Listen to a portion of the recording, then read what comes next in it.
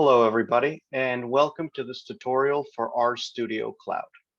Now, today we're going to go over the following steps, and this includes how to register for RStudio Cloud, some of its advantages, the four main windows that you will find in the RStudio Cloud version, as well as in the regular RStudio for your desktop, how to load data from your computer to the cloud, how to load data from the cloud's files into your RStudio environment, and how to download data back from the cloud into your computer. So let's go ahead, and this assumes that you haven't registered for RStudio Cloud and that you've never seen this before. So before we go into this, why RStudio Cloud? Well, for those of you in the Advanced Research Methods class, you'll know that we had some problems with Commander. And since this does not require that you install anything in your computer, it just does it from the cloud. It should work fine on all computers insofar as you have an equivalent browser to Chrome. So with this, let's get started. Now, let me share my screen. And you will find here that if you Google RStudio Cloud, well, something like this should go up. Now let's click it.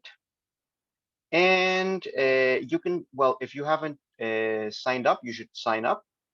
And you should sign up for the free version. It will be more than enough for the class. And you can sign up with Google. If you sign up with Google, please sign up with your eBay Google account. And I'm going to sign up with my eBay account. I'm already signed up, so it'll just log me in, but you should see exactly the same thing. Now, once you've logged in, or once you've signed up, it will give you your workspace. And in this workspace is where you will store your RStudio projects. RStudio projects are like folder directories where you will have your scripts, your files, your databases, and your outputs all organized in a place where you can call on them, save them, and write on them, etc. So the first thing we're going to do today is we are going to start a new project and explore the four windows of RStudio. So for that, let's click New Project. It'll take a while depending on the speed of your connection. And while this loads, you can give it a name here. For example, I'm going to call my project Test, and this will be the name of our folder and of the project. And you can also see how much RAM you're using. I think that with the free version, you're capped at 4 gigabytes of RAM, which should be enough for what we're doing in the course. But if you're doing something a little bit more complex later on, you might want to download RStudio for your desktop. Now, what we see here is the RStudio IDE, or Integrated Development Environment. And this is what we will be using throughout the course. Now, here we have 3 windows only. The fourth one will come up in a bit. But the first window that we have here on the left is the console. So this is where R does its thinking. So if you input code here, for example, let's create an object called name, because R is an object-oriented language. And we are going to assign a value to this name. In this case, I'm going to assign my own name. And on the left side, you see that name is an object. Then we have the equal sign, which is the assignment operator. And then we open parentheses, and I'm going to give it a value. In this case, a text value, which will be between quotations, and it's going to be my name. So this is where R does, let's say, it's the brain of R. This is the console window. And if you notice, something popped up in the right upper pane or window, which is I'm going to call it the environment window. Now here we see that something new came up, which was an object called name and the value of this name. So this environment window is where you will see, well, what are the things that R has currently in its memory. Here you will see things like values, lists, data frames, and a long series of etc. So these are the that you're working with right now. And then below this environment window, we have another window, which is the Explorer window. That's how I'm going to call it. And the Explorer window will show you the files that are inside your working directory. Now, what does this mean? Well, here we have two files, which is the R history and the R project folder. This is basically also like the working memory of the project. This will keep track of everything you do. And right now we have nothing else. However, when we upload data sets, or when we save or manipulate data frames, or say create new scripts, all of those files, you will be able to see them here in this Explorer window. So this will show you the files. If you create plots, they will also appear in this plot vignette in the file in the Explorer window. The packages, which we will talk about a bit later on, these are helpful libraries to do a bunch of cool stuff. The help pane will, for example, tell you all you need to know about the commands of a certain package or the syntax of R. Here you have this introduction to R, so this is also a very good place to get started. And you also have this viewer, which is helpful for other things. For example, if you create Shiny apps, but we won't touch upon this in this course. So far we've gone over the console window, which is the brain, the environment window, which is the working memory, stores the things that you've loaded into the R session, and the files, which is more like the long-term memory of R, where it shows all of the things that you have saved into the working directory. Now let's go to the final window, which is the script window or the editor window. And for that, we're going to create a new script. So if we click this file, I'm going to create a new R script, and this pops up this new window right here. Now here is where you can edit the code before you run it. Why is that important? If you see here in the console, I created a name object and I filled it with my own name, which is Alfredo. But let's say that I made a mistake, and instead of name Alfredo, I want the name to be something else, like Luis. Well, I can't really edit inside the console because this has already been processed. However, if I do the same thing here in the script, and then click run on this line, once I put my cursor on the first line in the script, it'll do the exact same thing. However, here I can actually make some edits. Now, if we run this again, you'll see that this runs and is, let's say, processed in the console window. And then in the environment or our working memory, this has already been updated as well. Now, so that's the importance of scripts. It helps you, let's say, keep things organized. Now, we can save this script. And if we save it, we just give it a name, and it automatically tells us that it's going to be saved in the cloud and inside our project folder.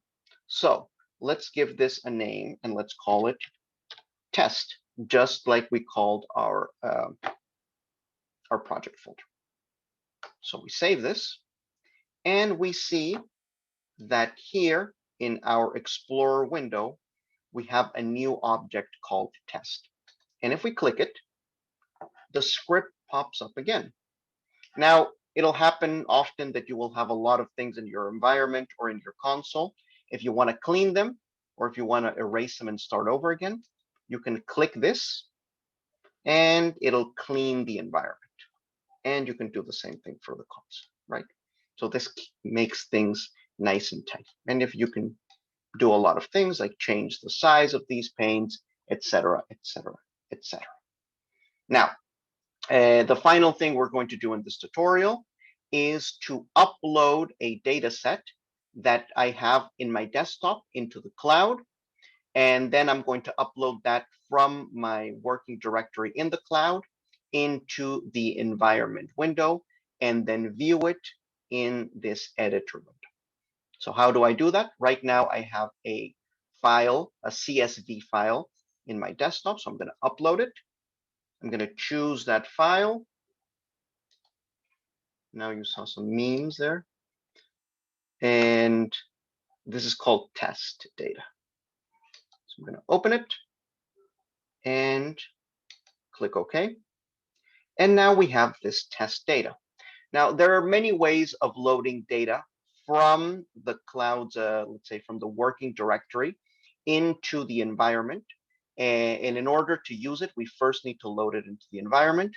The easiest way of doing this is simply by clicking it and clicking import dataset. Now, RStudio has some neat tricks to import things, but they require packages. In this case, it requires extensions from the tidyverse package. So here we're going to click OK, and it's going to be installed. We'll cover installing packages a little bit more in depth later on. And now that we've clicked yes, we import the data set. It's probably installing, so we'll give it some time to think.